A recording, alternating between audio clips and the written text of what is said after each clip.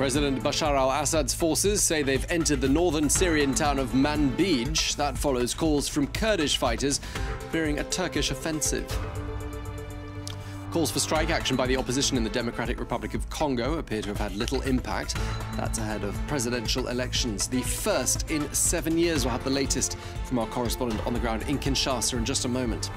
Plus, we'll have reaction to the death of the prolific Israeli novelist and peace activist Amos Oz, who died today from cancer at the age of 79.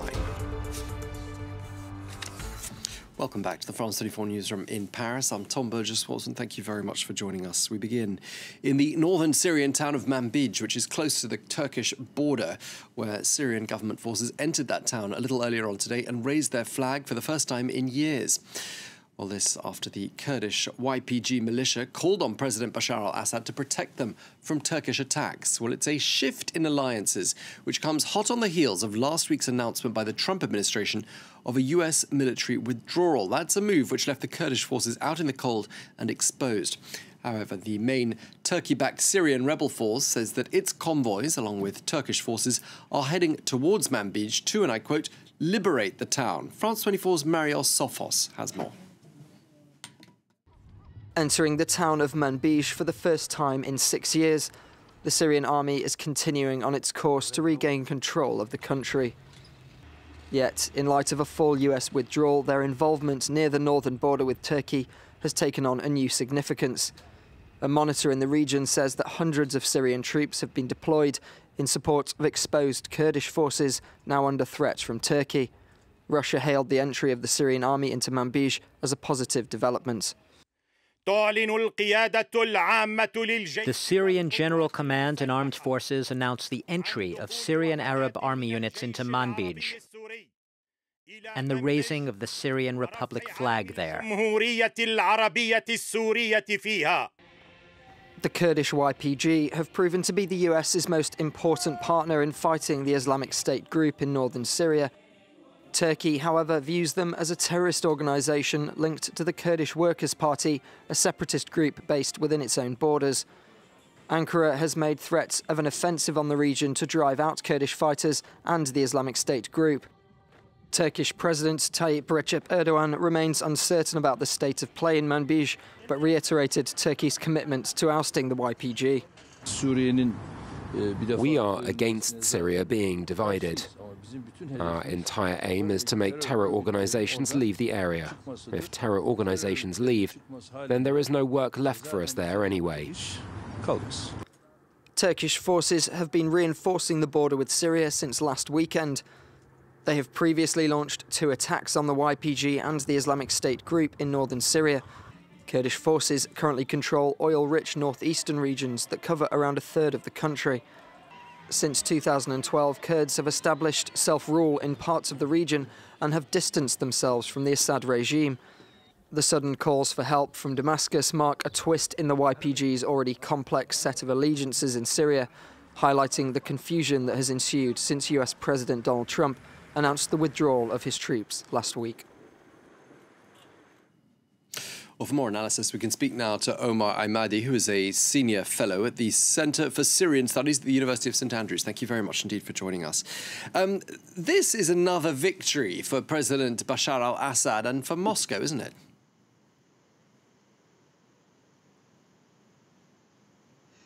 Well, it could possibly be seen this way. I think far more fascinating is the fact that we're seeing now in around 60 square kilometers this fascinating interplay between the American forces have not fully yet led. So we have American forces, we have the Syrian forces advancing towards Manbij. They haven't fully taken over the town. And of course, we have Turkish forces very nearby. So 3 different armies, in around 60 square kilometers. I think, we have entered a phase of interplay, so to speak, these various interplays in different areas in Syria, where we're going to be seeing this, I think, more often. Different forces in small geographic areas all compete, and all with different agendas and different visions of what they want to see. Now, going back to your question, whether or not this is an actual victory, well, I think it all depends on what comes afterwards, because this is clearly not the end of the story. If you've learned anything about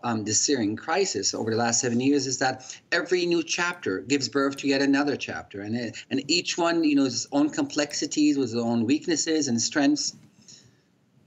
Yeah, indeed. And I mean, what's quite interesting about what's happening right now is that the Turkish-backed rebel fighters in the area, so they're going to go back to Manbij and liberate it, in their words. And I'm just wondering whether you envisage a conflict breaking out between them and the forces of the Syrian government. Do you see that as being a likely scenario?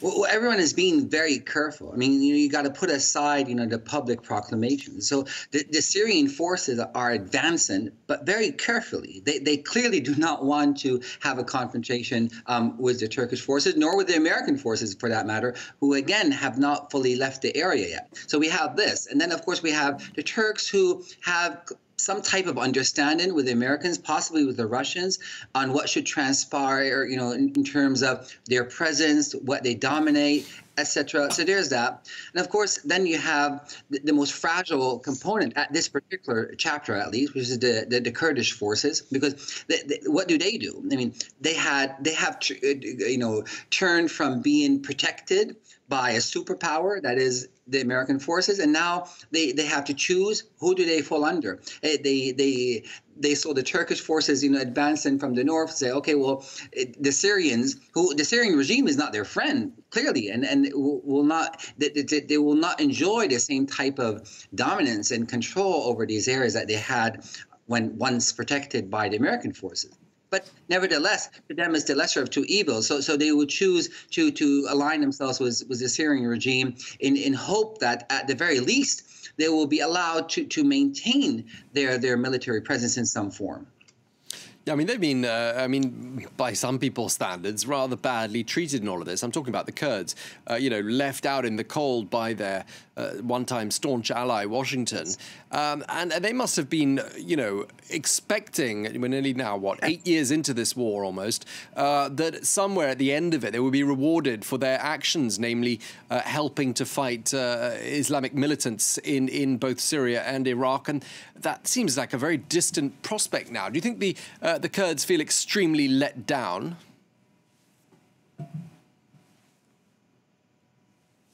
Well, absolutely, and I think this is a recurrent story. It's fascinating. I think anyone who examines the way in which American foreign policy unfolds over the years, in particular in this area, just sees that there's always these expectations that are created based on statements made, actions, things that encourage regimes or popular movements to act in certain ways, and then when the moment of truth comes, and there's various moments of truth, going back from 1990, when in Iraq, when the popular movements were encouraged to turn against the president of Iraq, and again to the conflict between Iraq and Kuwait, and then moving into Syria with Obama's proclamations on red lines and what will take place. As it just keeps it's a constant almost sad, surreal drama that unfolds, and sadly, various groups continue to trust this, and here we are, yet once again watching a party that have invested so much energy into this, so much of its own national spirit, so to speak, and. Right now, the best it can hope for is some type of agreement with the Syrian regime, under whom they try. The Kurds were the earliest back in 2011 to start their protest against the Syrian regime. So here we are 7 years later. We find them ironically trying to come up with some type of agreement with the Syrian regime. We'll have to wait and see how events unfold. Thank you so much for sharing that with us, Omar Ahmadi, the Senior Fellow at the Center for Syrian Studies at the University of St. Andrews. Thank you very much indeed. The family of the Israeli novelist Amos Oz announced via Twitter today that the writer has died from cancer. Oz was the author of dozens of novels, novellas, short stories and essays, and his best-known books include Black Box, A Tale of Love and Darkness, and In the Land of Israel. As well as being a prolific author, Amos Oz was also active in promoting dialogue and peace between Israel and its neighbours, and he was staunchly in favour of the two-state solution. He was 79 years old. A little earlier on, we got reaction to his death from Marc Lefebvre, who is a spokesman for the NGO Peace Now, which Amos Oz co-founded. Here's what he told us. Of course, it's a sadness because Amos Oz was a very loud, clear and respected voice for all those who claim that the Zionist achievement is only perpetuated when we will have a Jewish and democratic state liberated from the occupation of territories which belongs to the Palestinian people. Amos Oz was a very strong voice in favor of peace, but he was not a pacifist. He was a combatant for peace. He knew that sometimes violence is needed to defend and to achieve your goals, but at the same time he was able to give his hands to the neighbor in order for a peaceful settlement of the conflict between Israelis and Palestinians. And I just remind what he said back in '67 after the Six-Day War victory. He was a young writer at that time, and he wrote that there is no liberation for a territory, that only people are enslaved, not territories, and that the concept of liberation is valid only for people, not for territories. And I think he represented a certain form of Judaism which is widespread, although maybe not heard so much those days, which was a humanism. For him, Judaism was a civilization, not necessarily and strictly a religion or a nationality. And I think he represents what was the Enlightenment part of Judaism. And that was Marc Lefebvre from the NGO Peace Now, speaking to us a little bit earlier on. Now, for the first time in 7 years, presidential elections are being held in the Democratic Republic of Congo this weekend. In all, 21 candidates are vying to succeed President Joseph Kabila, who's been in power for nearly 18 years now. But there are fears that the Central African nation could spiral into violence once again. And Sunday's vote has already been marred by delays. And in 3 areas of the country, voting won't take place at all on schedule. Well, that's prompted calls by President Kabila's opponents for major strike action, although those calls appear not to have had too much impact so far. Well, let's get the latest now from France 24's Thomas Nicolon, who is in Kinshasa. I'd just like to start by asking you, Thomas, what's the latest you're hearing with regard to those protests? The situation is back to normal in Goma, which is the main city in the North Kivu province in eastern Congo. It's back to normal now, but today the police clashed with protesters and had to fire tear gas to disperse them.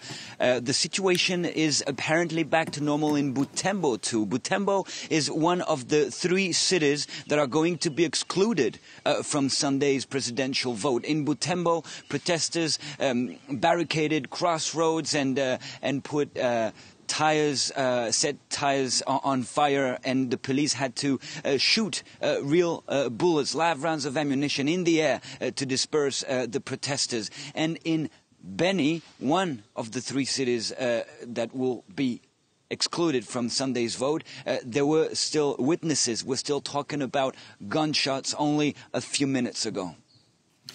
Okay, do you get the impression overall that the country is actually ready for Sunday's vote, Thomas? Many observers believe that the country is simply not ready. Many think that 1 week delay was just not enough for the Electoral Commission to get ready. Some diplomats and observers told Reuters today that according to them, the country was ill-prepared for Sunday's presidential election. And they even said that according to them, only 60% of voting materials were deployed across across the country, which means that only 60% of the country is ready to vote. Only 60% of voting materials is ready to be used in polling stations. Obviously, the Electoral Commission says it's not true. The Electoral Commission says that everything is ready, and the country will vote on Sunday, apart from the 3 cities where the vote was postponed.